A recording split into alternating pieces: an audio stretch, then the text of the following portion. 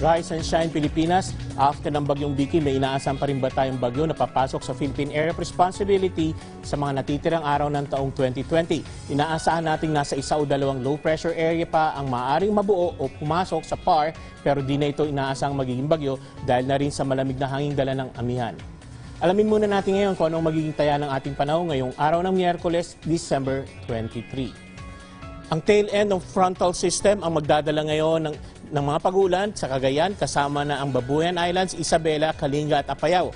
Asahan din ang mga paghupa ng ulan, paghupa ng mga baha sa Cagayan, lalo na sa Tugigaraw sa mga susunod na araw. Samantalang sa Batanes, Nueva Vizcaya, Aurora, Quezon at Kalayaan Islands ay naasahang magiging maulap na may kasamang pag-ulan, ganun din sa Ilocos Region, Rest of Cordillera Administrative Region, sa mga susunod na araw.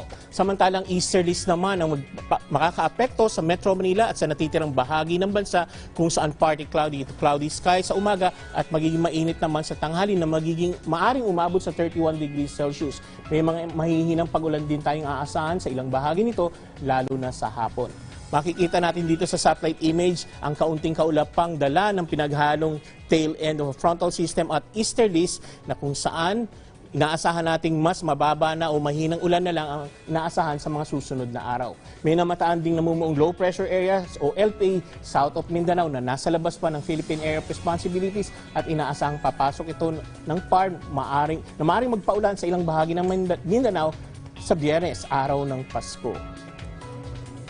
Dahil pa rin sa gale force winds at malakas na along dala ng northeast monsoon o amihan, naglabas pa rin ng gale warning ang Pag-asa sa western seaboards ng Northern Luzon. Apektado ang mga baybayin ng Pangasinan, La Union, Ilocos Sur at northern coast ng Ilocos Norte. Ganon din sa northern seaboards ng Ilocos Norte, Cagayan, kasama na ang Babuyan at Batanes Islands. May gale warning din sa western seaboard ng Luzon, southern Luzon, na kung saan matatagpuan ang Kalayaan Group of Islands.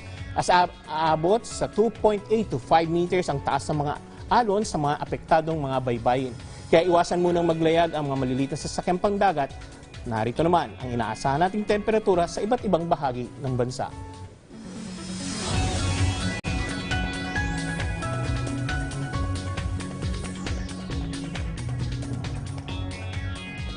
Sumikat kanina ang araw ng 6:17 a.m. at ang sunset mamayang hapon ay 5:33 p.m. Makikita nyo yan dito sa larawang. Kuha ko mismo ang mga larawang ito mula sa Manila na kung saan ang pagkakaiba-iba ng pagsikat ng araw sa loob ng isang taon.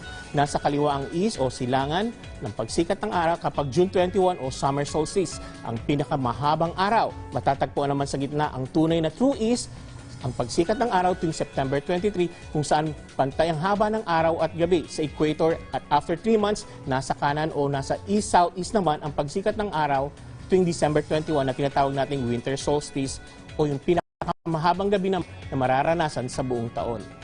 Pabalik na uli ang dahan-dahan sa eksaktong east o silangan ng araw mula ngayong araw na to sa pagsikat nito sa silangan hanggang umabot na to sa tunay na true east sa March 21, yung tinatawag nating spring o vernal equinox. Hindi sumasabay ang Pilipinas sa pantay na araw o gabi sa equinox o sa equator dahil na rin sa Pilipinas ay matatagpuan sa mas mataas na parte ng equator. May isang linggong pagitan tayo bago maganap ang pantay na araw at gabi.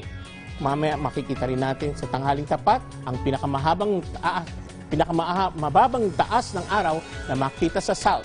Itong anino ko, kuha ko po yung kahapon kung saan sa alas 12 ng tanghali mahabang ating anino sa kasagsagan ng tanghaling tapat. Pag tayo tumayo sa labas, makita natin ang ating anino na nakaturo sa direksyon ng norte. Gawin po ninyo ito, magkadikit ang inyong mga paa, subukan ninyong takpan ng isang paa ninyo ang anino ng ating ulo, pero hindi nyo ito magagawa. Minsan lang po sa isang taong matatagpuan na tirik ang araw sa itaas ng eksaktong tanghaling tapat o alas 12 ng tanghali. Mababa ang araw sa tanghali, maiksing araw ang siyang dahilan kung bakit lumalamig ang ating panahon ngayon. At yan ang inaasahan nating magiging lagay ng ating panahon ngayong araw ng Miyerkules, December 23, 2 araw bago ang Pasko. Ito po si Edmond Rosales nagsasabing laging maging handa, may bagyo man o wala.